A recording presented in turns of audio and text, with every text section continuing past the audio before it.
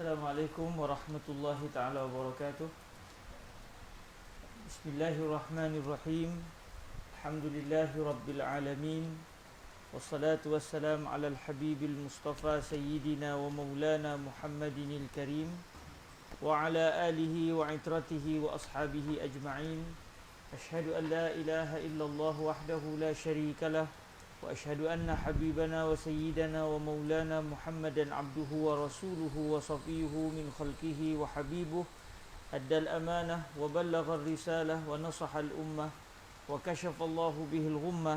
Allahumma salli wa sallim wa zid wa barik ala al-habibil mustafa sayyidina wa maulana Muhammadir rasulillah wa ala alihi wa itratihi wa ashabihi wa man walah. Amma ba'd. Bersyukur kita kepada Allah Subhanahu Wa Taala, setelah hampir 2 minggu kita tak dapat bertemu, dapat juga bertemu pada hari ini dengan izin Allah Subhanahu Wa Taala untuk kita membaca sambungan perbahasan berkenaan dengan kitab Safinatun Najah Fima Yajibu 'alal 'Abdi li Maulah, karangan Syekh Salim bin Abdullah bin Sa'd bin Abdullah bin Sumair Al-Hadrami yang meninggal dunia pada tahun 1271 Hijriyah. Salim bin Abdullah bin Sa'd bin Abdullah, itulah Salim bin Abdullah bin Sa'd bin Abdullah bin Sumair Al-Hadrami Asy-Syafi'i, meninggal dunia pada tahun 1271. Semoga Allah Subhanahu Wa Taala memberikan kebaikan kepada beliau, para guru beliau, para murid beliau sehingga sampai kepada kita. Allahumma amin. Al-Fatihah buat beliau. Auzubillahi minasyaitonirrajim. Bismillahirrahmanirrahim. Alhamdulillahirabbil alamin. Arrahmanirrahim. Maliki yaumiddin. Iyyaka na'budu wa iyyaka nasta'in. Ihdinas siratal mustaqim. Siratal ladzina an'amta 'alaihim ghairil maghdubi 'alaihim waladdallin. Amin. Alhamdulillah tuan-tuan yang dirahmati Allah Subhanahu Wa Taala, 2 minggu lepas kita masih di mukaddimah. Tu dia, tak masuk-masuk lagi dalam kitab.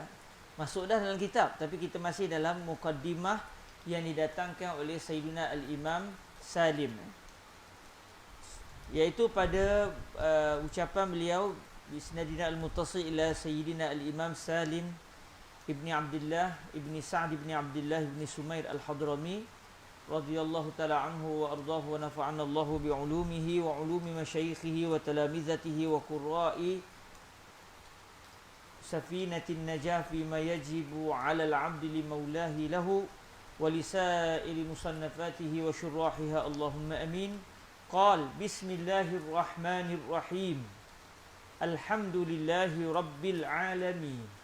Jadi dalam pertemuan yang lepas kita telah pun meneliti secara agak panjang lebar juga, walaupun tidak panjang sangat sebenarnya, tapi boleh tahan jugalah, bolehlah kan, takat-takat mampu kita untuk meneliti beberapa perbahasan yang terkandung di dalam Al-Basmalah, iaitu di dalam Bismillahirrahmanirrahim. Alhamdulillah kita telah meneliti apakah erti lafzul jalalah, apakah erti Ar-Rahman, dan juga apakah erti Ar-Rahim.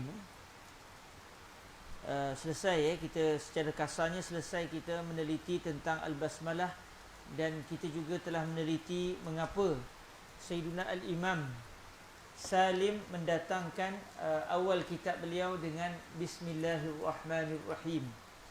Dan kita telah pun meneliti hadis Rasulullah sallallahu alaihi wasallam yang menyatakan semua perkara yang penting tetapi tidak dimulakan dengan Bismillahirrahmanirrahim, maka ia adalah terputus. Kullu amrin zibalin la yubda'u fihi bi Bismillahirrahmanirrahim fahuwa abtar. Dan sebagai riwayat ajzam, sebagai riwayat abtar ajzam.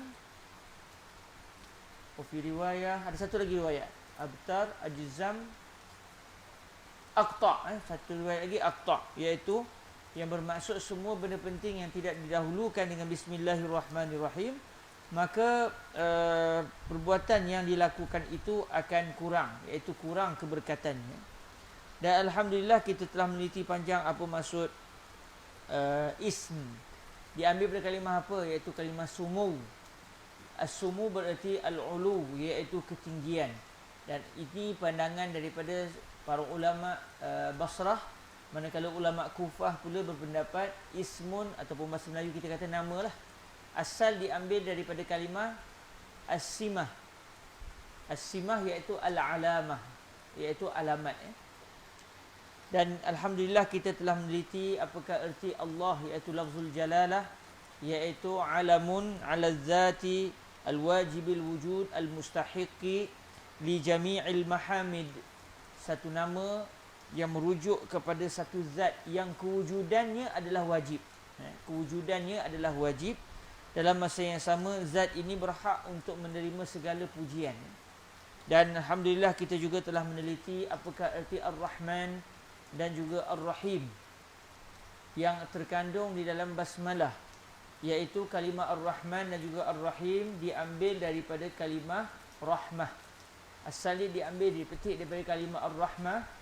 Lalu daripada kalimah Ar-Rahmah tu terbentuk kalimah-kalimah yang lain, antaranya Ar-Rahman dan juga Ar-Rahim. Dan alhamdulillah minggu lepas, 2 minggu lepas, kita telah melihat bahawa Ar-Rahmah adalah riqqatul qalbi wal 'itaf taqtadi at-tafaddul wal ihsan, iaitu riqqah, hati menjadi nipis. Bolehlah kalau kita nak terjemah satu-satu. Hati menjadi nipis dan hati mula membengkok. Maksudnya hati terkesan. Hati sanubari kita terkesan melihat satu peristiwa menyedihkan yang ada di hadapan kita. Riqatul qalbi wal 'itaf taqtadi at-tafaddul wal ihsan. Hasil daripada hati yang menipis, hati yang membengkok, maksudnya hati yang terkesan itu, akhirnya pemilik hati mula melakukan perbuatan-perbuatan yang mengundang ataupun yang membentuk rasa kasih sayang. Al-ihsan, berbuat baik kepada orang yang dikasihi tersebut, dan juga membawa kepada at-tafaddul, kita bagi kebaikan kepada orang tersebut. Dan kita telah juga sebut bahawa Ar-Rahmah dengan makna ini mustahil bagi Allah Subhanahu Wa Taala, kerana dia memberi erti yang memiliki rahmat. Sahibur rahmah yata'athar, yang memiliki rahmat itu terkesan. Seperti kita melihat orang yang susah di hadapan mata kita, lalu akhirnya kita mula terkesan, maka peristiwa itu telah memberi kesan kepada kita, maka menunjukkan ada unsur lemah. Orang yang terkesan ini dia telah dihinggapi dengan kelemahan. Maknanya jiwa dia lemah, lalu dia pun mula melakukan kebaikan. Tetapi makna ini mustahil bagi Allah Subhanahu Wa Taala, kerana tidak ada sesuatu pun yang dapat memberikan kesan kepada Allah. Allah tidak terkesan dengan makhluk, tapi makhluk yang terkesan dengan Allah Subhanahu Wa Taala. Pun begitu Ar-Rahmah dengan erti ini, sebagaimana yang telah kita bincang sebelum ni, Ar-Rahmah bererti bukan riqatul qalb, bukan bererti in'itaful qalbi, bukan hati itu. Sebab Allah Ta'ala kalau kata hati, mai dah ada jantung hati, dan mustahil Allah memiliki jantung hati yang berdegup, itu mustahil. Tetapi maksud Ar-Rahmah di sisi Allah Ta'ala adalah at-tafaddul wal ihsan, memberikan kurniaan dan juga memberikan perbuatan-perbuatan baik. Maka itu yang dimaksudkan dengan Ar-Rahmah bagi Allah Subhanahu Wa Taala. Tapi bagi makhluk, rahmat bererti maknanya kita terkesan. Semalam kucing anak saya mati, tuan-tuan. Dia tengok di Google, dia bawa dah ke klinik apa semua, tak mau juga. Lepas tu dia kata, baba cari air nyor. Sampai ke Candang Puteri kita mencari air nyor. Udahnya ada tuan-tuan dekat surau kayu depan tu. Tapi air nyor tu dia dah bubuh pula dengan ais. Kan sejuk pula kucing ni kan. Jadi tak jadi beli. Dalam perjalanan nak mencari pula di Kota Lama. Mencari dah di Kota Lama, dalam perjalanan nak ke Enggor tu, nak pergi ke Karai tu tuan-tuan, dalam perjalanan tu, udah kawan Nazak pula. Nazak tuan-tuan, udahnya mati dalam pangkuan. Menangis-nangis. Nampak? Udahnya lepas tadi menangis. Tu saya kata dalam Kitabul Janaiz ni sebut kita bagi takziah 3 hari tuan-tuan. 3 hari itu kalau orang. Biasanya kita gitulah, taklah terkesan benar kalau kucing tak ada ni. Tapi budak 3 hari tuan-tuan. Semalam dah habis menangis. Hari ni saya kata kalau menangis lagi, Baba nampak gaya tak boleh lah. Sampai minta izin, boleh tak nangis hari ni, tak mampu nak tanggung. Wah, bagilah izin. Melalak terus tuan-tuan. Besok lah gamaknya 3 hari ucapan takziah.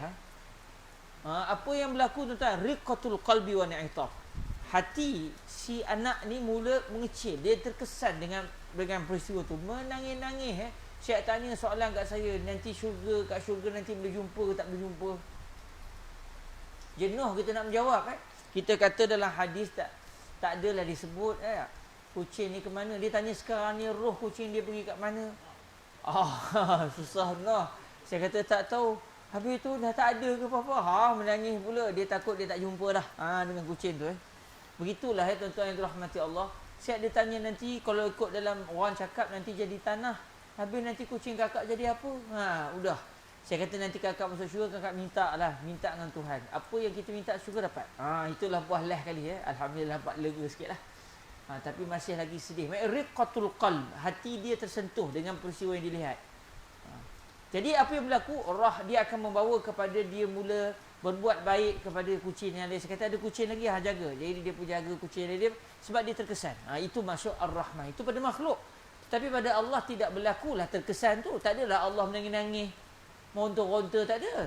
Allah sikit pun tak terkesan dengan makhluk. Makhluk yang terkesan dengan Allah Subhanahu Wa Taala. Tetapi yang dimaksudkan dengan Ar-Rahmah dalam perbahasan lepas kita dah bincang ni, kita ulang balik, nak bagi ingat balik. Yang dimaksudkan dengan Ar-Rahmah bagi Allah Subhanahu Wa Taala adalah at-tafaddul dan juga al-ihsan. Ada ulama kata maksud iradatut tafaddul wal ihsan. Kehendak Allah yang mahu memberikan kurniaan dan kehendak Allah yang mahu memberikan kebaikan. Dia bermaksud bukan iradah tetapi tafaddul tu sendiri, iaitu memberikan kebaikan dan memberikan kelebihan kurniaan. Itu adalah maksud rahmah bagi Allah Subhanahu Wa Taala. Dan minggu lepas juga kita dah sebut, para ulama kita sebut sebarang sifat Allah Taala yang disebut oleh Allah atau disebut oleh Nabi yang termasuk dalam kategori infialat, maknanya emosi. Benda-benda yang seperti emosi, ketawa, sedih, kalaulah disebut bagi pihak Allah Ta'ala, bukannya dimaksudkan permulaan, tetapi yang dimaksudkan adalah penghujung. Contoh macam tadi mula dengan terkesan, tetapi penghujung dia apa? Memberikan rahmat, memberikan kurniaan.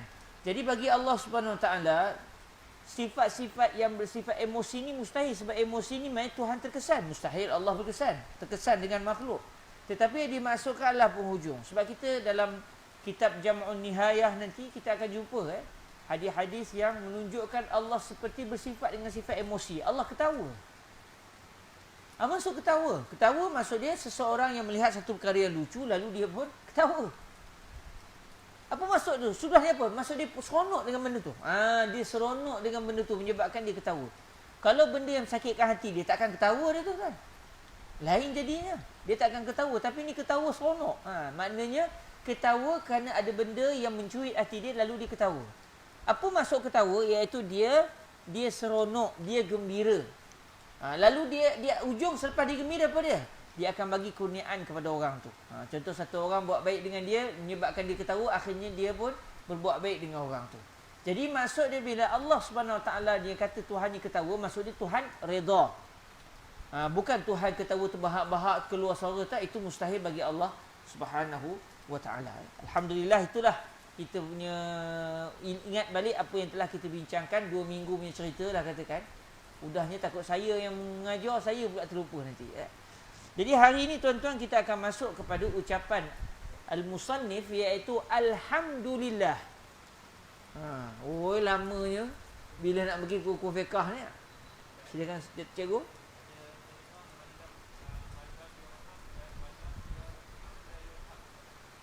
Man la yarham la yurham.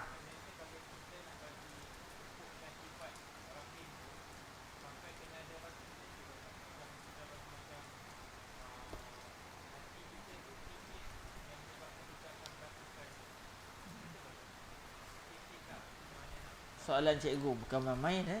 Sama pun soalan cikgu. Cikgu bila bertanya bukan kadang-kadang tak tahu. Mana-mana cikgu begitu. Dia tanya dia tahu tak tengok apa jawapan.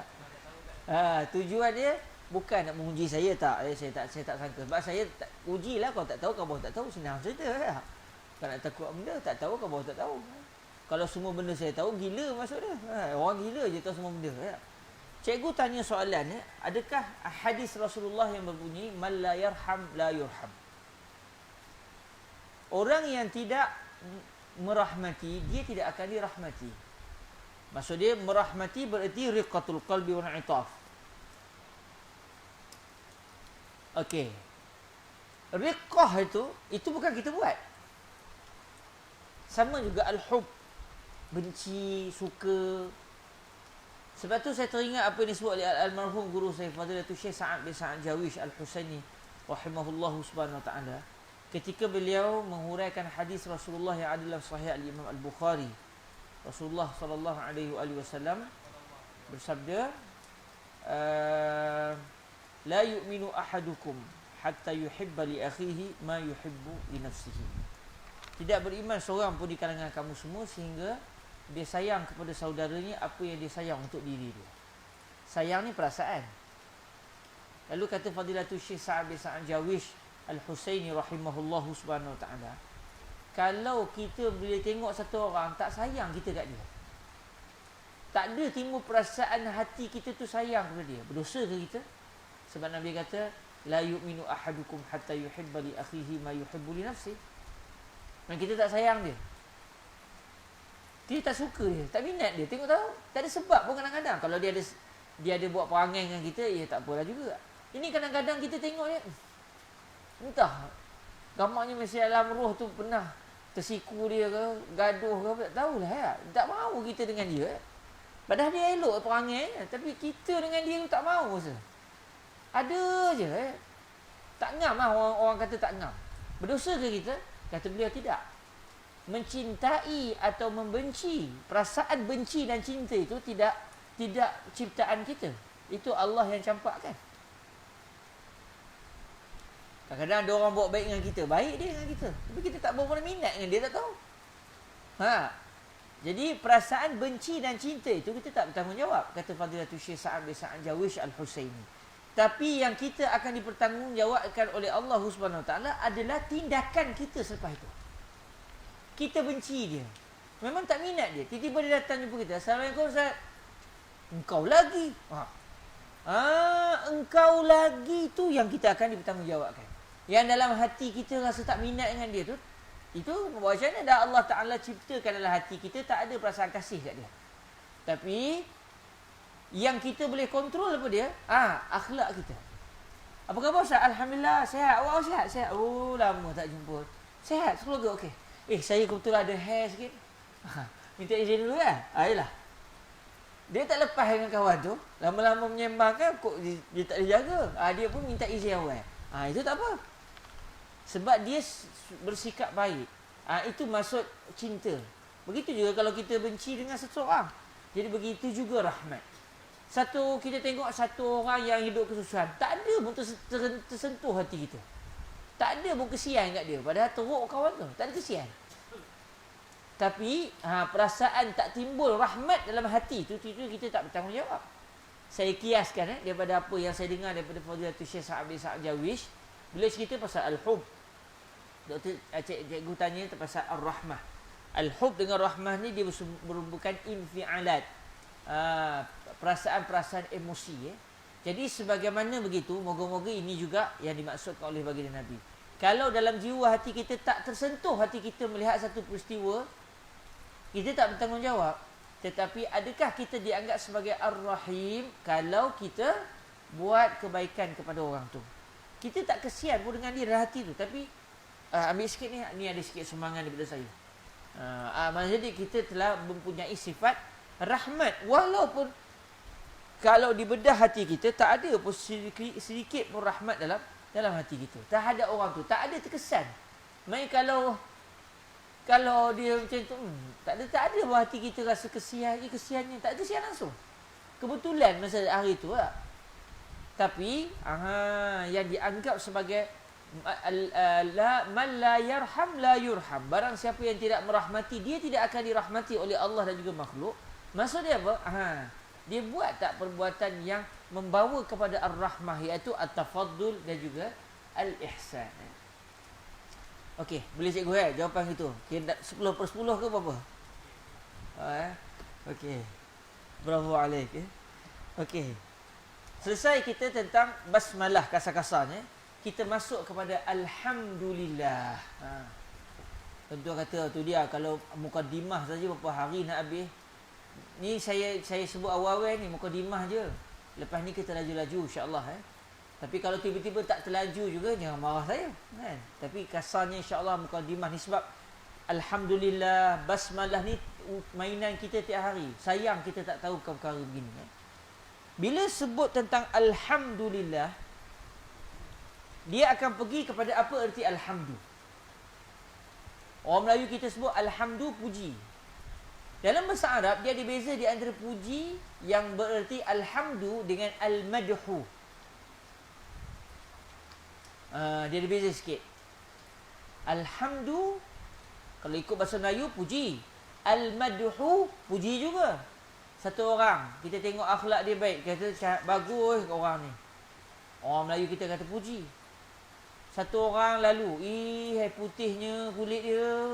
Dia pun tengok kulit, alamak hitam no kulit saya. Tengok kulit dia cantik no. Puji juga. Tapi orang Arab tak panggil alhamdu, dia panggil al-madhu. Jadi dalam bahasa Arab kadang-kadang ada kalimah yang agak terperinci. Dalam bahasa Melayu macam sama je, tapi dalam bahasa Arab dibezakan. Contohnya alhamdu dan juga al-madhu. Apa dia alhamdu? Sebab dalam musannif sebut alhamdulillah. Alhamdu ni tuan-tuan yang dirahmati Allah Subhanahu Wa Taala, dia ada erti bahasa dia. Maknanya erti bahasa, maknanya kalau merujuk kepada bahasa Arab, dia ada erti dia. Sebab kadang-kadang ada satu kalimah tu dia ada erti bahasa, tetapi penggunaan dia tidak pula. Saya teringat contoh ni mungkin tak berapa sedap sikit, tapi berlaku semalam kami terkikik habis dalam kereta. Saya fikir contoh lain dulu. Kalimah dari segi bahasa betul, tapi dari segi uruf tak betul.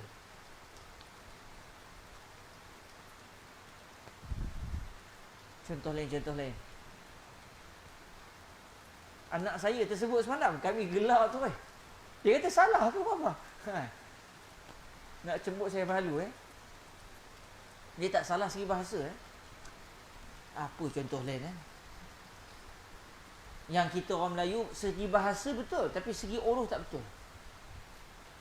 Kita kabur lah contoh. Aku. Terkeluar contoh lain. Okey, contoh yang saya nak sebut awal itu tak payah sebut lah. Aku. Aku berarti saya. Tak? Aku, saya sama erti. Kita yang bukan orang Jawa lain, dia ada uruf dia. Kita yang bukan orang Jawa ni, kalau saya sebut ke mak saya, "Mak, aku lapar lah mak." Apa dia? Apa dia? "Aku lapar lah mak." "Mak, ada makan tak?" Kau hajar ni budak. Maksud dia, dari segi bahasa betul. Tengok, dari segi bahasa, aku artinya saya. Tetapi penggunaan secara uruf tak kena. Jadi begitu juga dalam bahasa Arab, kadang-kadang ada kalimah dia ada makna bahasa dia, dan kadang-kadang dia ada makna uruf dia. Ada makna uruf dia. Jadi alhamdu dia ada makna bahasa, dia ada makna uruf. Apa erti makna bahasa dia? Okey, saya salin sebab benda-benda begini, fakta begini, kadang-kadang kita tak teringat juga Saya salin sini. Siap buku khusus selesai study awal nak ngajar cikgu ni jangan buat baik Okey. Alhamdu segi bahasa adalah as-sana'u. Sebagai kita sebut as-sana'u bil lisan. Tapi sebagai ulama kata tak perlu sebut bil lisan, tak apa dah. As-sana'u bil lisan. Pujian dengan lidah. Maksudnya secara ucapan. Ada ulama kata tak payah sebut bil lisan pun tak apa, sebab bila sebut pujian itu memang secara maksud dia mesti dengan lidah kita, iaitu secara lisan. Lisan tu bahasa Melayu tu Bahasa Arabnya lisan, lidah lah. Al-lisan. Bahasa jamak dia apa? Ala tul al-sinah. Khalas, indana al-Masri yatakallam. Lisan. Al-thana'u bil lisan, ataupun sebagian kitab tak sebut bil lisan, dia sebut al-thana'. Al-thana'u bil jamil al-ikhtiyari. Al-thana'u bil jamil ataupun al-thana'u ala, maaf kasih, al-thana'u ala al-jamil al-ikhtiyari. Al-thana'u ala al-jamili. Lepas tu al-ikhtiyari. Cuma kalau kita tulis tu al-ikhtiyari, alif lam alif kha ta ya alif ya ke ta ya alif ra ya, al-ikhtiyari. Kalau kita nak ngeja lah, cuma dia tak bunyi al-ikhtiyari, dia bunyi al-ikhtiyari. Sama contoh macam al-istighfar, kita tak kata al-istighfar, kita kata al-istighfar. Sebab dia ada satu konsep dalam bahasa Arab lah. Semua yang atas wazan istaf'ala, dia tak akan dibunyikan hamzah dia kalau ada alif lam.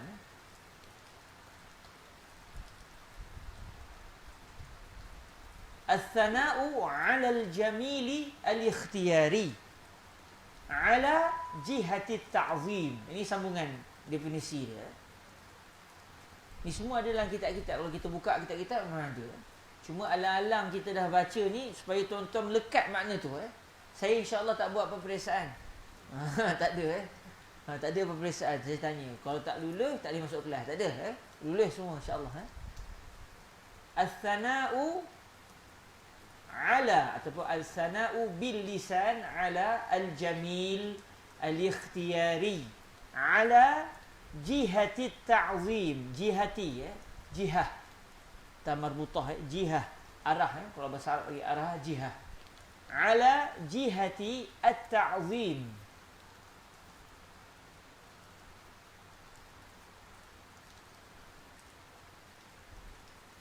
Sampai takat tu sebenarnya dah selesai dah. Cuma sebagian kitab dia sambung lagi.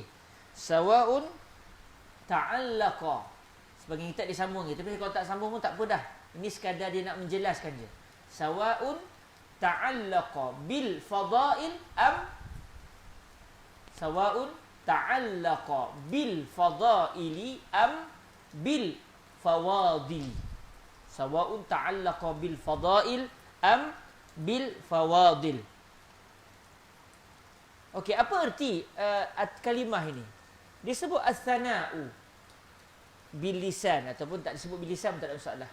Al-thana' iaitu pujian, pujian dengan lidah kita secara inilah, secara bahasa. Kita menyebut satu pujian ala al-jamil al-ikhtiyari. Kita puji terhadap apa? Terhadap al-jamil, kecantikan. Yang kecantikan ini berunsur ataupun bersifat al-ikhtiyari. Kecantikan yang mempunyai unsur pemilihan. Maknanya benda tu, orang yang memiliki kecantikan tu dia boleh pilih sama ada ingin ataupun mewujudkan kecantikan itu atau tidak mewujudkannya. Contoh, berakhlak baik. Itu kan satu keindahan secara maknawi. Orang tu perangai dia baik, kita memuji dia. Itu panggil alhamdu. Puji terhadap sikap baik yang ada pada seseorang, sikap indah yang ada pada seseorang. Dalam masa yang sama, sikap indah yang ada pada orang tu dia boleh pilih sebenarnya untuk dia adakan atau tak adakan. Maksudnya biasanya akhlak lah. Okey, akhlak yang baik. Dia boleh pilih. Kalau dia tak nak tolong orang, boleh. Dia nak tolong orang pun boleh. Maksudnya dia Allah Ta'ala bagi kepada dia kemampuan untuk membuat pilihan. Ala jihati ta'zim.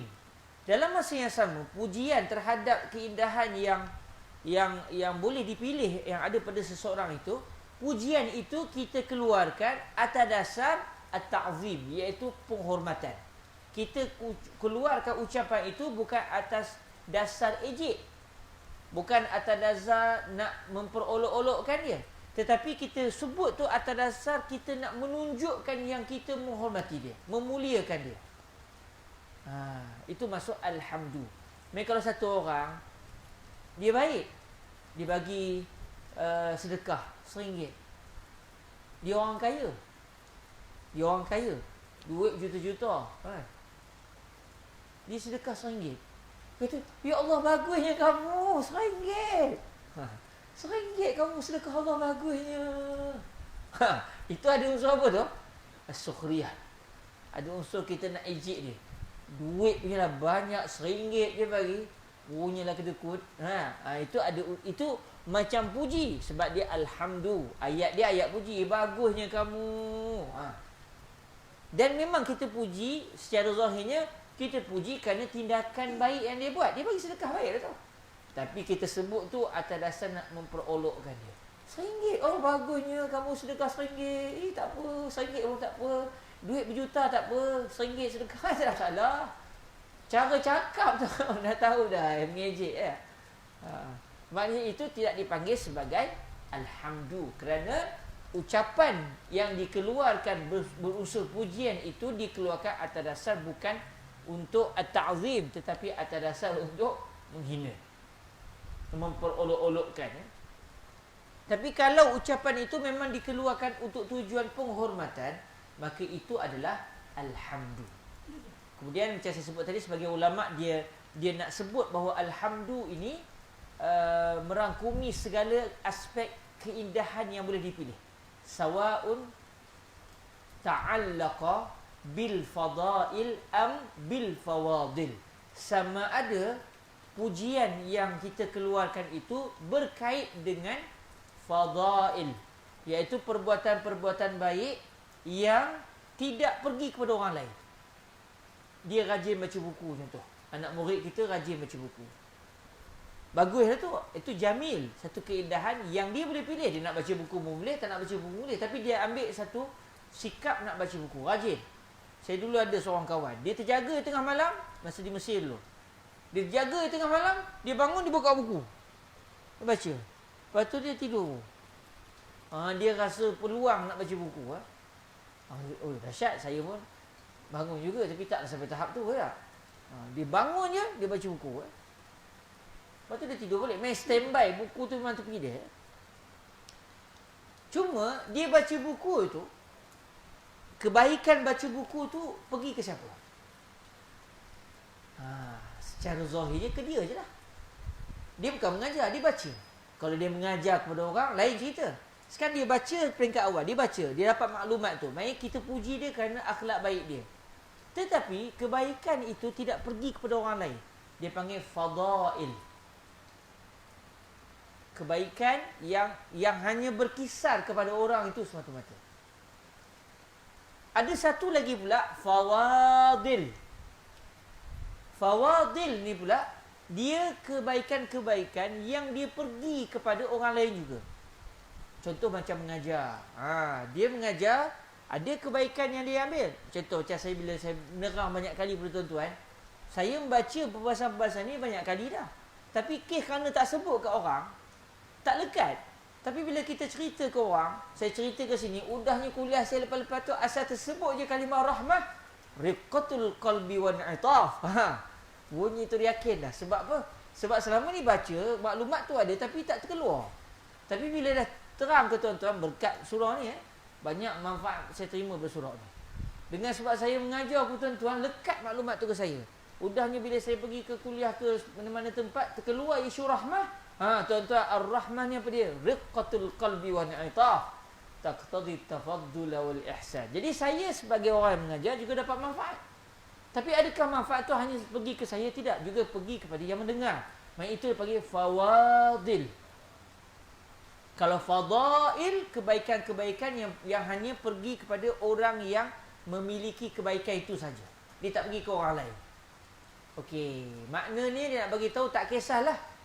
Alhamdu ni, pujian ini tak kisah sama ada kita puji seseorang itu terhadap satu kebaikan yang dia buat, tak kisah sama ada kebaikan tu hanya berkisar terhadap diri dia saja, tak pergi ke orang lain, atau pergi juga kepada orang lain. Asal perbuatan itu boleh dia pilih dan perbuatan itu baik, kita puji dia atas dasar penghormatan, itu dipanggil sebagai alhamdu. Hai, nilai macam ni.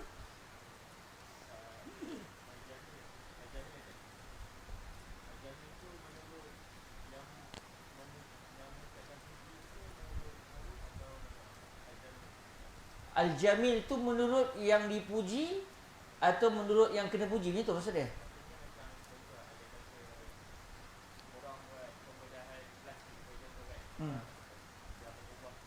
Mengubah ciptaan Tuhan, okey.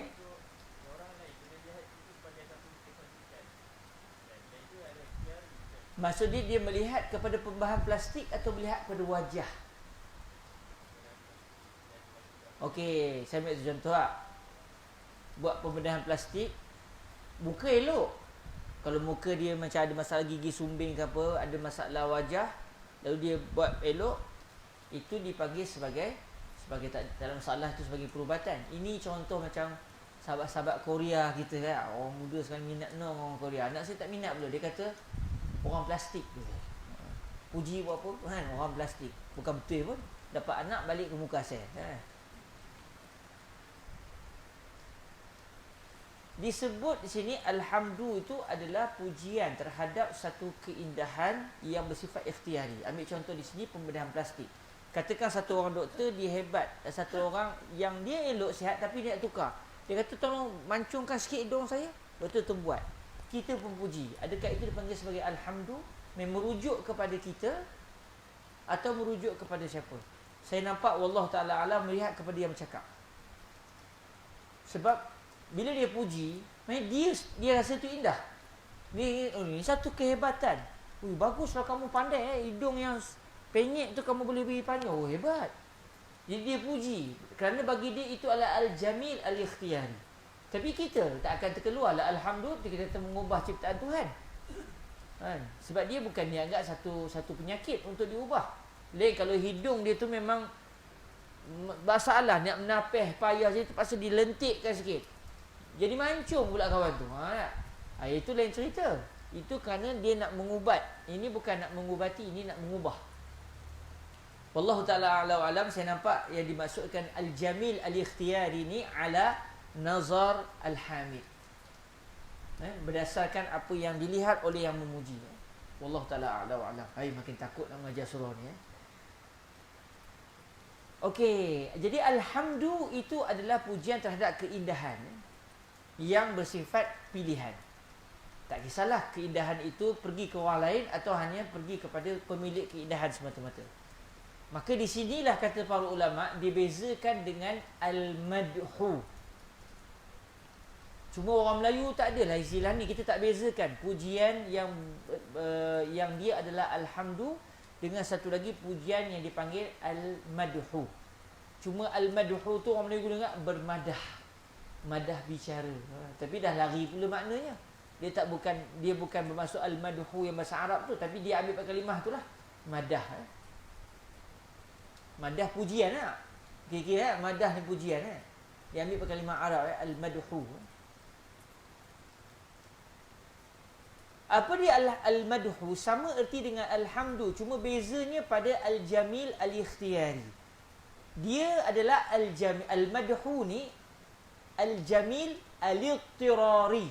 Al-ittirari. Kalau kita nak tulis lah alif lam alif dot itti rafta ra alif ra ya al-ittirari. Al-ittirari. Kalau kita nak terjemah alif lam alif dot ta ra alif ra ya. Tu kalau nak tulis ya al-ittirari. Dah azan. Kita pun puji orang yang azan lepas ni lah. Itu puji apa? Dia panggil alhamdu ke al-madhu? Alhamdu. Sebab dia boleh pilih nak azan ke tidak. Cuma keindahan suara dia kalau keindahan suara tu dia cerita. Kalau dia melakukan perbuatan azan itu, dia kebaikan dia itu pergi kepada dia dan juga pergi kepada kita sebab kita boleh menyambut azan. Wallahu ta'ala a'la wa alam. Mari kita sambung sikit. Ya Allah.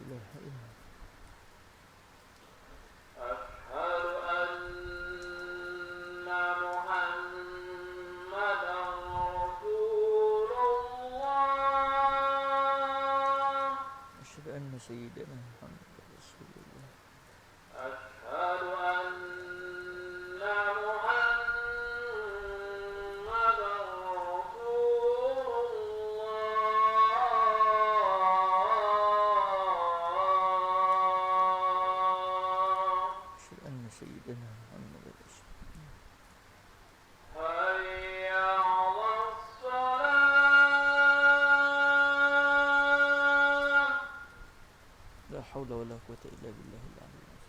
Hayya 'alas shalah.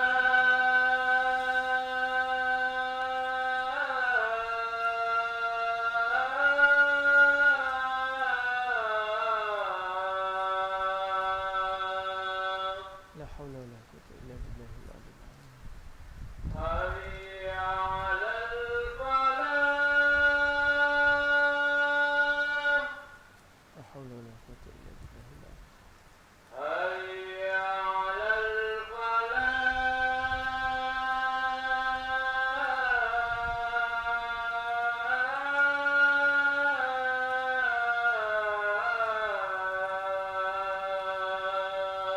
haula wala quwwata illa billahil azim. Allahu Akbar. Allahu Akbar. Allahu akbar,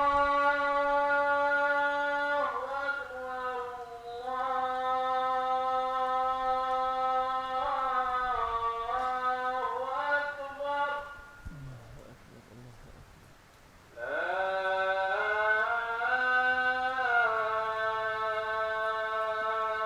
La ilaha illallah.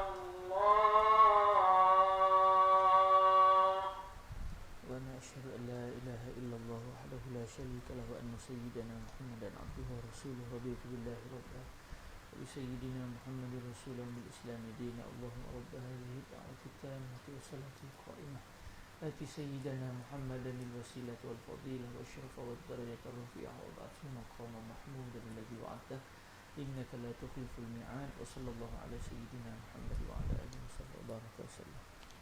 Sekarang di sini kita tapan boleh sambung lagi ke lepas azan yang terbaru kuliah? Boleh? Jadi apa-apa serah ke Cikgu Azizul ya. Okey. Cikgu Azizul abang long kawasan sini okeylah tu. Okey. Jadi beza di antara alhamdu dan juga al-madhu adalah pada al-jamil.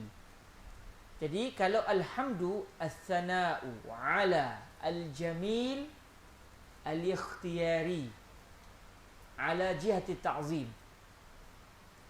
Maka al-madhu pula adalah as-sana'u ala al-jamil al-ittirari ala jihati ta'zim. Apa maksud keindahan yang ittirari? Benda yang terpaksa, benda yang tidak ada unsur pilihan. Maknanya kita puji keindahan seseorang contoh. Kecantikan fizikal dia. Contoh bila kita cerita tentang Nabi, kita kata subhanallah. Allah Ta'ala ciptakan Rasulullah ni, kepala Nabi begini. Kepala Nabi tak lonjong. Bukan lonjong macam buah kelapa tu, panjang ke bawah. Bukan bulat macam duit shilling. Tetapi wajah Nabi itu bulat, tetapi ada kelonjongan. Jadi kata guru saya Fadilatul Syekh Yusri bin Rushdi, pada lonjong semata-mata tak ada keindahan, tapi dia ada unsur keindahan sikit. Lonjong. Pada bulat semata-mata macam muka kucing. Kalau kita muka macam muka kucing, bulat begitu. Hai, ni orang ke kucing? Pada kucing cantik, pada orang pelik dah. Maknanya Allah Ta'ala ambil setiap keindahan yang ada pada satu benda tu, diletakkan pada Nabi. Lalu wajah Nabi bulat, tetapi tidak bulat seperti macam bulan tu, tetapi ada unsur kelonjongan. Tapi taklah lonjong semata-mata jadi memanjang muka Nabi. Itu keaiban. Jadi begitu. Rasulullah alaihi salatu wassalam bukan seorang yang rendah. Dari segi ketinggian Nabi bukan orang yang rendah. Sebab kalau orang rendah, orang lain yang elok tinggi, dia rendah seorang. Orang kata ni orang kenit, orang pendek. Itu keaiban. Main satu orang pula dia tak rendah, dia tinggi sangat. Nak masuk surau pun jenuh mongkok. Tinggi no. Kata ya Allah, sian ni orang ni nak masuk kereta. Macam mana? Kena buat kereta khusus untuk dia. Dia nak duduk kereta pun macam berlipat-lipat badannya. Tak boleh ya. Maknanya satu keaiban. Akhirnya Allah pilih Nabi. Nabi tidak rendah, Nabi tidak tinggi melampau-lampau, tapi Nabi sedang-sedang indah. Orang pandang Nabi nampak tinggi, tapi taklah sampai tinggi mendongak kepala orang. Orang nampak, pada Nabi ada keindahan. Okey, apa lagi kalau kita cerita pasal keindahan Nabi alaihi salatu wasallam? Nabi tidak berwajah hitam.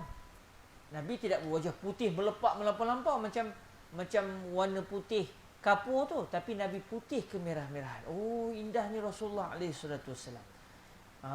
Leher Nabi tak ada lekuk-lekuk macam kita ni. Mari kadang-kadang tu ternampak macam ada lekuk-lekuk sikit. Nabi tu disifatkan oleh para sahabat seperti leher leher dumyah. Dumyah ni apa? Leher, Allahu Akbar, apa nak cakap Melayu kita?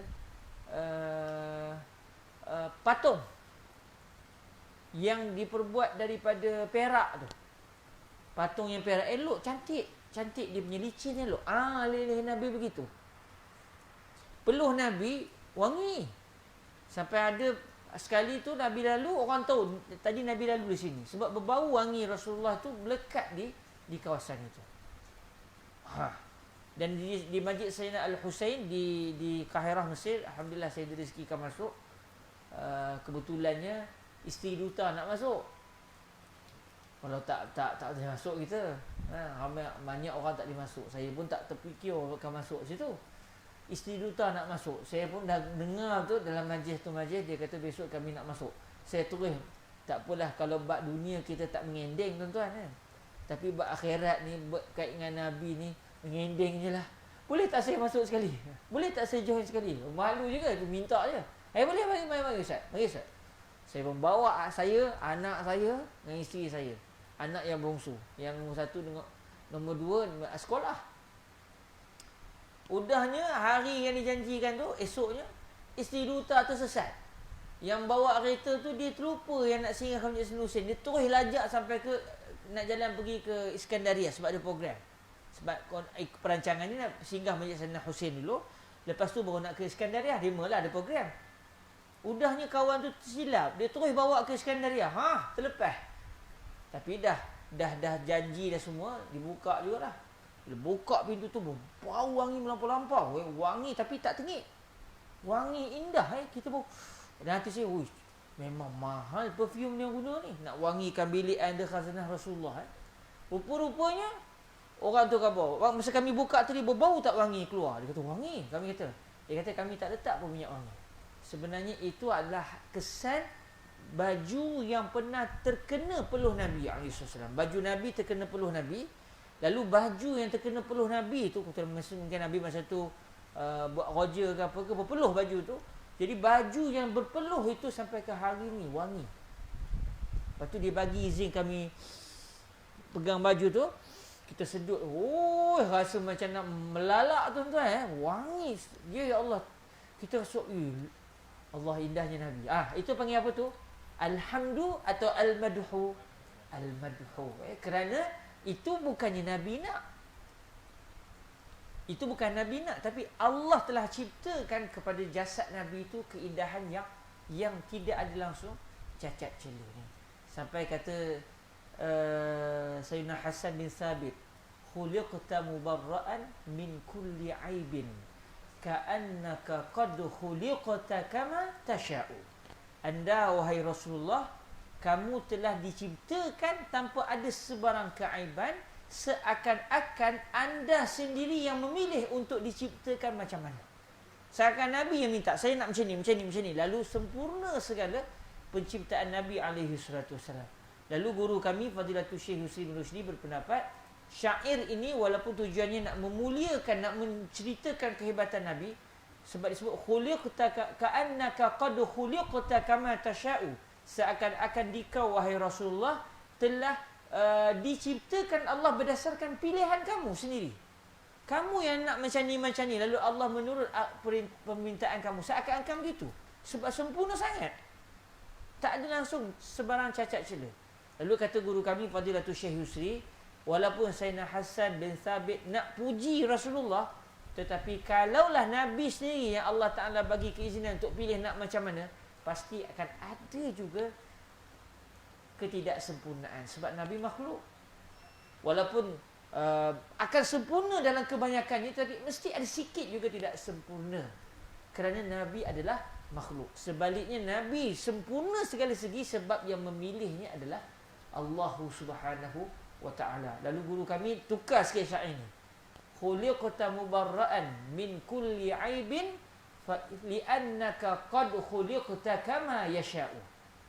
kamu telah sunyi daripada sebarang keaiban kerana kamu diciptakan oleh Allah berdasarkan apa yang Dia kehendaki, iaitu Allah kehendaki. Jadi pujian kita tentang keindahan Nabi, tubuh Nabi, tentang fizikal Nabi itu tidak dipanggil alhamdu, itu dipanggil al-madhu, kerana ia adalah as-sana'u bil lisan ala al-jamil al-ittirari ala jihati ta'zim. Jadi di situ ada perbezaan di antara alhamdu dan juga al-madhu. Jadi tuan-tuan bila sebut alhamdulillah, tuan-tuan baca Fatihah tiap hari, ataupun tuan-tuan bila nak makan alhamdulillah, tuan-tuan akan teringat perkara ni. Sebab tu saya rasa rugi, sebab benda ni bukannya maklumat yang kita tak laksanakan tiap-tiap hari. Kalau saya datangkan definisi at-taqwa ke, bukan tiap-tiap hari kita nak sebut at-taqwa. Contohnya hari Jumaat lah kita ittaqullah. Tapi alhamdu, kalimah-kalimah yang ada dalam bismillahirrahmanirrahim itu tiap-tiap hari kita akan guna. Jadi sayang kalau maklumat ini tidak lekat dalam pemikiran kita. Jadi bila kita sebut tentang alhamdu tadi, saya tak langsung dia ada 5 rukun. As-sana'u bil lisani 'ala al-jamili al-ikhtiyari 'ala jihati at-ta'zim sawa'un ta'allaqa bil fadail am bil fawadil. Kata para ulama, definisi ni dia ada 5 rukun. Puji pun ada rukun. Tak cukup tak panggil puji. Ini puji secara apa ni? Secara bahasa. Ada pula erti puji secara uruf. Nampaknya uruf kita bawa ke esok lah. Hari ni kita puji dulu, puji secara bahasa. Apa 5 rukun puji? Hamid, Mahmud. Yang pertama Hamid, yang kedua Mahmud, yang ketiga Mahmud bihi, yang keempat Mahmud alaihi, yang kelima sirah. Saya ulang sekali lagi. Hamid, Mahmud, Mahmud bihi, yang keempat Mahmud alaihi, yang kelima sirah. 5 benda ini, kalau kelima-limanya ada, baru namanya puji. Maknanya kalau kita nak muji orang, nanti kejap saya nak check dulu, cukup rukun tak cukup, baru nak jadi puji. Hamid, orang yang memuji. Kalau orang yang memuji tak ada, macam mana nak wujud pujian? Sebab pujian ni as-sana bil lisan, pujian daripada lidah dia. Ni orang yang memuji senyap je. Saya tengah puji ni, dia senyap. Itu tak panggil puji. Sebab tidak muncul al-hamid. Mahmud, yang kena puji. Dia kata indah sungguh. Apa yang indah? Adalah. Puji siapa? Entah. Jadi tak jadilah pujian tu. Dia tak tahu nak puji siapa. Jadi Mahmud bererti orang ataupun yang kena puji. Tak kira lah kalau kita puji Allah, kita tak katalah orang. Kita kata Allah yang dipuji. Puji malaikat, contoh. Ahlan wa sahlan, ka'ni araftuk.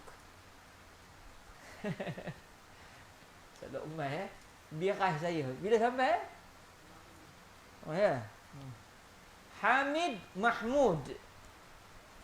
Mahmud salah satu nama Rasulullah. Mahmud. Nabi ni banyak. Kalau kita baca Dalailul Khairat, karya Al-Imam Al-Jazuli itu, di awal kitab itu didatangkan nama-nama Sayyiduna Rasulullah. Macam-macam nama Nabi.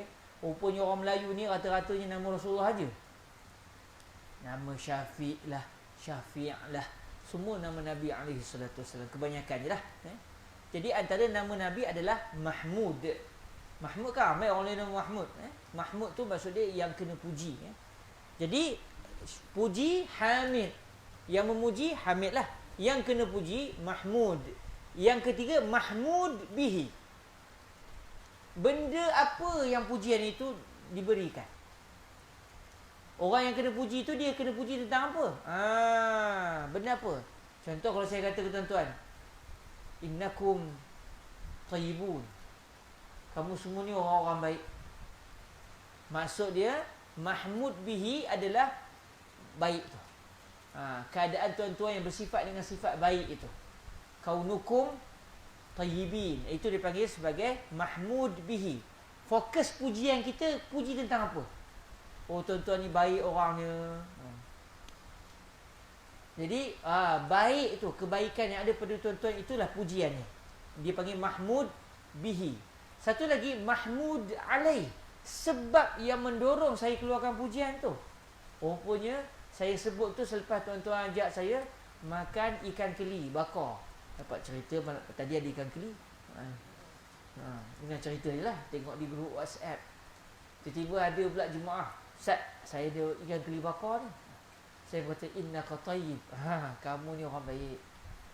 Jadi penyebab yang boleh keluar ucapan pujian itu adalah kerana ikan keli yang dihidangkan kepada saya. Jadi mahmud alaih ni adalah punca pujian boleh keluar. Nampak dah tak? Hamid, mahmud, mahmud bihi, mahmud alaih. Yang kelima sirah. Ayat pujian tu apa dia? Innakum tayyibun. Sesungguhnya kamu semua adalah orang-orang yang baik. Jadi sebarang pujian dia akan ada 5 benda. Cuma kadang-kadang mahmud bihi dengan mahmud alaih berkongsi. Kadang-kadang berkongsi. Mahmud bihi dengan mahmud alaih berkongsi. Satu orang rajin. Dia rajin baca buku. Dia kata innaka mujid. Innaka mujiddun fi talabil ilm. Kamu ni betul-betul bersungguh dalam menuntut ilmu. Jadi pujian ni apa? Bersungguh-sungguh menuntut ilmu. Itu mahmud bihi. Mahmud alaih. Punca dia puji itu sebab dia bersungguh-sungguh menuntut ilmu. Jadi kebetulan dalam contoh ini, pujian mahmud bihi dengan mahmud alaih jadi sama. Tapi kalau macam contoh ikan keli tadi, dia bagi saya makan ikan keli. Saya kata innaka tayyib. Keda 100%. 100% bagus. Innaka tayyib. Jadi mahmud bihi adalah kaunuhu tayyiban. Orang itu bagus. Tapi mahmud alaih sebab ikan keli. Bagi ihdaruhu sama. Ikan keli cakap Arab dia lupa dah saya. Apa ikan keli cakap Arab? Arnaud ke apa ya?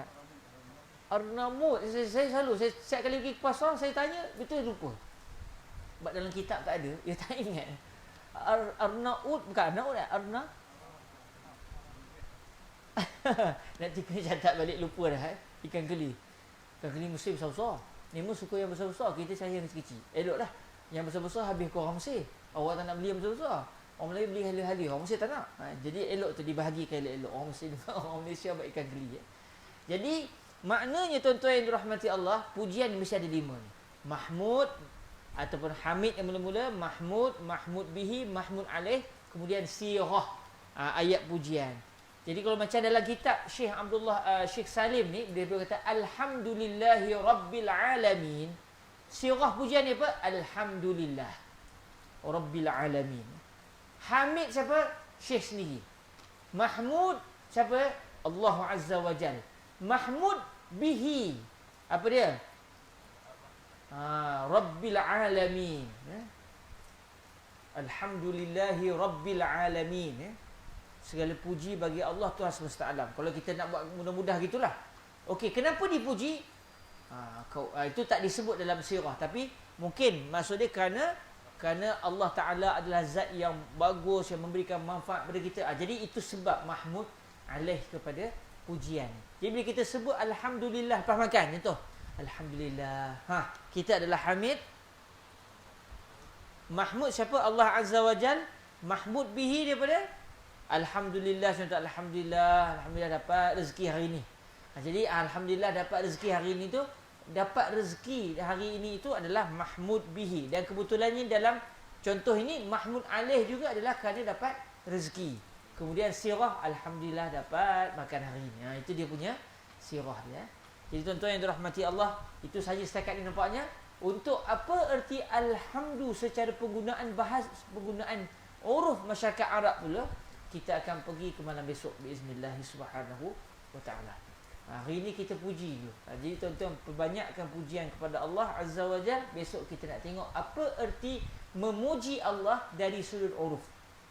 Bila kita puji Allah Subhanahu wa taala, kita memuji Allah, kita bila kita sebut alhamdulillahi rabbil alamin dan al-Fatihah, kita kena ingat bahawa Allah adalah zat yang kita puji Allah atas dasar keindahan-keindahan Allah yang Allah berhak untuk pilih.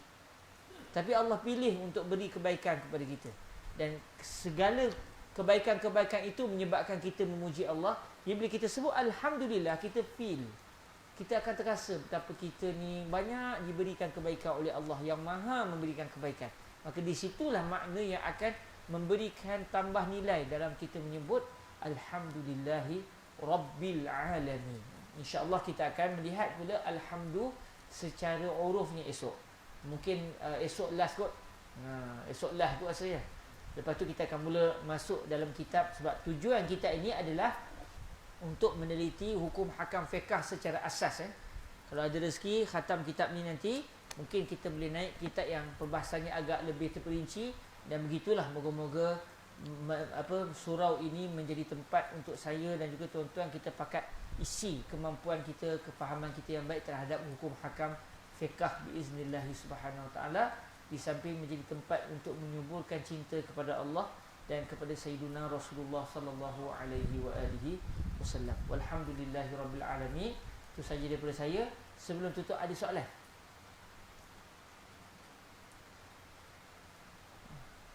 Eloklah saya berhenti awal. Pokoknya dipuji, takut jadi makian pula, tak reti berhenti ya. Baguslah Ustaz ceramah sampai tak reti berhenti ya saya. Dia tak jadi puji dah. Dia jadi ala sukhriyah ataupun ala al-ghadab. Sebab marah dah tak reti nak berhenti ya. Okey, sekadar itu saja bagi saya. InsyaAllah besok kita sambung Alhamdu secara uruf, dan moga-moga kita sempat melihat apa erti as-salatu ala Rasulillah pada keesokan hari biiznillah subhanahu wa ta'ala. Allahumma salli afdala salatin ala as'adi makhluqatika sayyidina Muhammad wa ala alihi wa sahbihi wa sallim adada ma'lumatika wa midada kalimatika kullama ذكرك الذاكرون وغفل عن ذكره الغافلون. اللهم صل أفضل صلاة على أسعد مخلوقاتك سيدنا محمد وعلى آله وصحبه وسلم عدد معلوماتك ومداد كلماتك كلما ذكرك الذاكرون وغفل عن ذكره الغافلون. اللهم صل أفضل صلاة على أسعد مخلوقاتك سيدنا محمد وعلى آله وصحبه وسلم عدد معلوماتك ومداد كلماتك كلما ذكرك الذاكرون وغفل عن ذكره الغافلون. وسلم ورضي الله تبارك وتعالى عن ساداتنا أصحاب رسول الله أجمعين. وحسبنا الله ونعم الوكيل، ولا حول ولا قوة إلا بالله العلي العظيم. سبحانك اللهم وبحمدك أشهد أن لا إله إلا أنت أستغفرك وأتوب إليك. بسم الله الرحمن الرحيم. والعصر إن الإنسان لفي خسر إلا الذين آمنوا وعملوا الصالحات وتواصوا بالحق وتواصوا بالصبر. جزاكم الله خيرا. أقول قولي هذا وأستغفر الله لي ولكم. السلام عليكم ورحمة الله وبركاته.